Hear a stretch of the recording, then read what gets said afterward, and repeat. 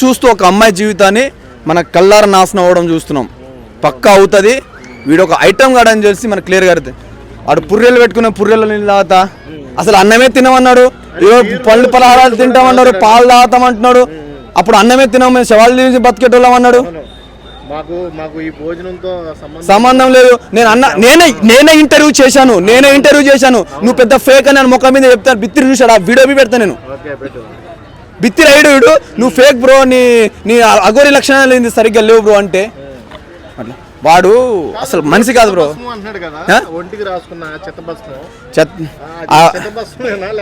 Pond's powder పెట్టినట్టున్నారు. అయ్యో anchor అడిగారు కదా, నువ్వు పాండ్స్ పౌడర్ వాడుకొని చేస్తున్నారు అది అని చెప్పేసి. బ్రో, ఏ అఘోరి, ఏ ధర్మశాస్త్రాలు అయినా సరే, ఏ అఘోరీలు అయినా సరే, కఠోర దీక్షలు చేసిన అఘోరాలు చాలా మంది ఉన్నారు. వాళ్ళు నగ్నంగా సమాజానికి తప్పుదోవ పట్టించేది ఎప్పటి వరకు ఏది ప్రయత్నించలేదు. కానీ ఇప్పుడు చెప్తున్నా, వీడు వచ్చి సమాజాన్ని కానీ ఈ సొసైటీని నాశనం చేయడానికి రెడీగా ఉన్నాడు. వీడి ఫోటో